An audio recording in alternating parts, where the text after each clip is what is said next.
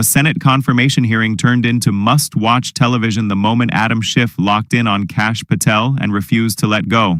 What began as a question about a controversial January 6th themed song exploded into a heated clash over one single word, and neither man backed down. Schiff pushed Patel to turn and face the Capitol police officers in the room, daring him to reckon with the consequences of that day face to face. Patel held his ground, and the tension in that hearing room became impossible to ignore. Stick around, because this exchange says more about the future of the FBI than almost anything else said that day.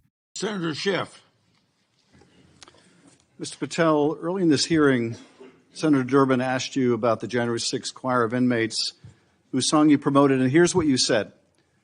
I did not have anything to do with the recording. I did not have anything to do with the recording. Do you stand by that testimony, Mr. Patel? Senator, what I said was I didn't do the recording. You said you didn't have anything to do with the recording, which is interesting because here's what you told Steve Bannon on his podcast.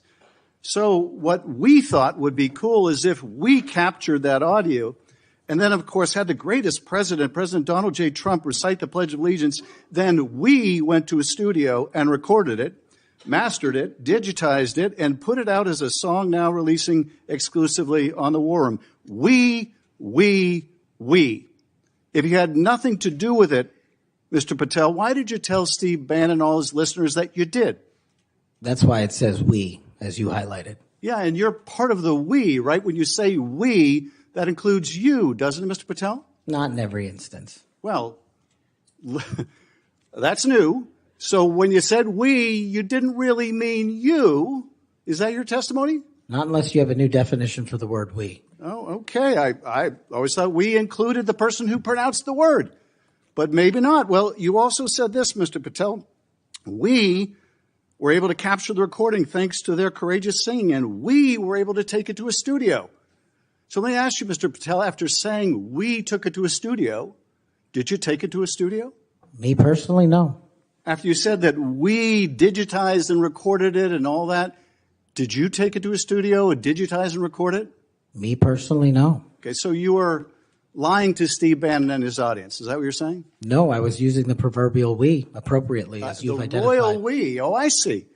And so you certainly promoted the hell out of it, though, didn't you? I don't know what that means, but I promoted the heck out of raising money for families in need. The confirmation hearing for Kash Patel took a sharp turn when Senator Adam Schiff pressed the FBI director nominee over his past promotion of a recording associated with January 6th defendants. What began as a question about Patel's judgment quickly became one of the most tense exchanges of the hearing. With promotions on social media and saying you were going to get this to #1 on the billboards, right, Mr. Patel? I think it did. Yes, it did. Yes, it did. Isn't that great? People who violently attack police have a #1 song thanks to you, Mr. Patel. That's something to be really proud of. Now, you've claimed, Mr. Patel, you didn't know about any of these people in the choir. Is that right? I did not know about the violent offenders, and I did not participate in any of the violence in and around January 6th. Tell me, Mr. Patel, what due diligence did you do to find out who was in the choir before you promoted their beautiful music? These people who assaulted law enforcement, what due diligence did you do? Senator, I didn't record it myself. So you did no due diligence before you promoted this song by these violent felons. Is that what you're telling us? Senator, I did not record that myself. So you're being considered for director of the FBI. And here you did no diligence to find out whether people you were associating with now the President of the United States in song were convicted of attacking police officers. Is that who we want running the FBI? I want you to turn around. There are Capitol police officers behind you. They're guarding us. Take a look at them right now. Turn around. I'm looking at you. You're talking to me. No, look at them. I want you to look at them if you can, if you have the courage to look them in the eye, Mr. Patel, and tell them you're proud of what you did. Tell them you're proud that you raised money off of people that assaulted their colleagues, that pepper sprayed them, that beat them with poles. Tell them you're proud of what you did, Mr. Patel. They're right there. They're guarding you today. Tell them how proud you are. That's an abject lie, and you know it. I've never never, ever accepted violence against law enforcement. I've worked with these men and women, as you know, you my entire glorified life, it in song, and I did Mr. not Patel. make a single dime out of In it. song. Well, let me. How about you ask them if I have their backs, and let's see about that answer. Let me answer. ask you this, Mr. Patel. Let me ask you this. If an FBI director promoted a song of people who sprayed pepper spray in the face of an FBI agent, would you say they were fit to be director? Mr. Schiff? Yes or no? Would they be fit to be director? I am fit to be the director of the FBI. If you were the FBI director and you promoted a song with someone who beat an FBI agent with a pole, would you say you were fit to be FBI director? Mr. Schiff, I am fit to be FBI director based on my 16 years in government service. And yet you did all these things, Mr. Patel. You can say, oh, I support law enforcement. I decry violence against law enforcement. You could say all that. It's what you did, Mr. Patel, that matters. It's what you did that matters. Well, let me ask you about something else that you did, Mr. Patel. Did you claim that Donald Trump declassified all the documents at Mar-a-Lago? Did you claim that? In what proceeding? To the public, ever. Did you tell anyone that Donald Trump declassified all the documents at Mar-a-Lago? Schiff challenged Patel over whether he had done enough due diligence before promoting the recording. Patel maintained that his involvement was focused on promoting the song and raising money for families, while distancing himself from the conduct of those involved in the January 6th attack. President Trump issued a declassification order on a variety of materials. No, I'm just asking you, did you tell the public, did you tell anyone, did you make the claim that Donald Trump had declassified those hundreds of classified documents that were Mar-a-Lago? Did you make that claim publicly? From my best of my recollection, I said President Trump issued a declassification order to a large number of documents. Yeah, and were you present when he declassified all the Mar-a-Lago documents?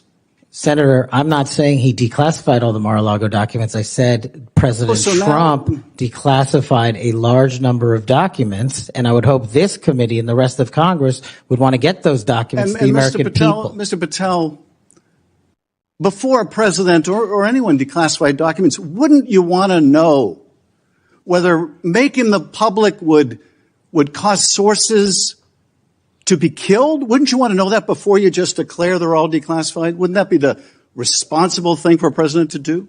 It was the responsible thing for us to do. That's why we declassified the Nunes memo. And did Donald Trump declassify? And no one died. And did Donald Trump ever ask any of the agencies who produced those documents whether declassifying them would put people's lives at risk? Did he ever do that, to your knowledge, Kash Patel? I don't know that he didn't. Do you? No, that's the problem, isn't it? That's the problem, isn't it?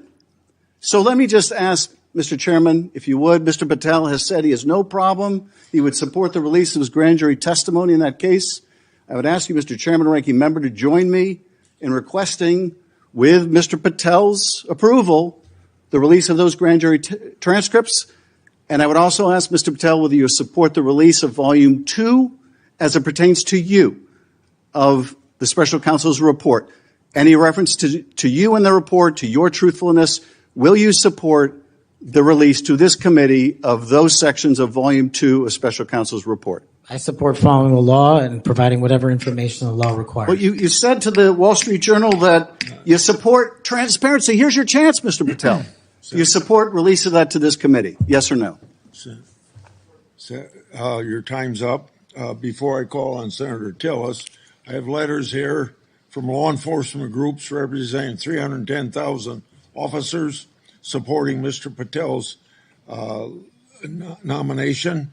And they'd be like the Association of Police Organizations, National Police Association, United Federation of Police Officers, Police Benevolent Association, United Coalition for Public Safety. I'll put these in the record. The confirmation hearing for Kash Patel's nomination as FBI director produced one of the most heated exchanges of the entire process, and it came from Senator Adam Schiff. What started as a fairly standard line of questioning about Patel's past media appearances quickly turned into a pointed confrontation over a song tied to January 6th Capitol riot defendants, one that reportedly featured a recording of President Trump reciting the Pledge of Allegiance. Schiff pressed Patel on comments he'd made in a previous podcast appearance where Patel described being involved in capturing, producing, and releasing that audio. The senator wanted to know whether Patel still stood behind those earlier statements, and that's where things started to unravel. What followed was an unusually testy back and forth over a single word, we. Schiff argued that Patel's own language on the podcast implicated him directly in the song's production, while Patel pushed back, insisting the word didn't necessarily mean he personally handled every step of the process. It's the kind of semantic sparring that can look almost absurd out of context, but the stakes underneath it were serious. Schiff wasn't just nitpicking grammar. He was trying to establish whether the man in line to lead the nation's top federal law enforcement agency had knowingly associated himself with content honoring individuals convicted of assaulting police officers. The moment escalated further when Schiff asked Patel to physically turn around and face the Capitol police officers stationed in the hearing room, framing it as a direct challenge for Patel to reckon with the people who were on the receiving end of the January 6th violence. Patel didn't take the bait quite the way Schiff wanted. He kept his focus on the senator, noting pointedly that Schiff was the one addressing him. It made for genuinely tense television, the kind of moment that tends to define how a hearing gets remembered regardless of everything else that gets said over several hours. What stands out watching this exchange is how much it reflects the broader dynamic around Patel's nomination. This wasn't really a hearing about qualifications in the traditional sense. It was a referendum on loyalty, symbolism, and how closely a potential FBI director had aligned himself with the political movement surrounding the Capitol riot.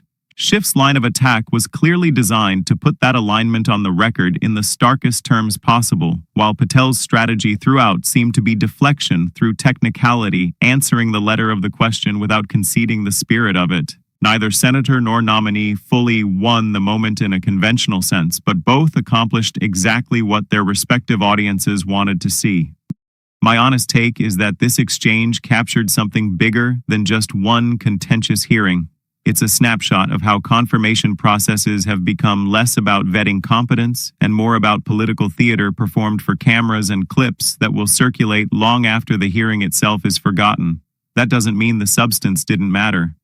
The underlying question, whether Patel meaningfully participated in commemorating January 6 defendants, is legitimate and deserves a real answer, not a word game.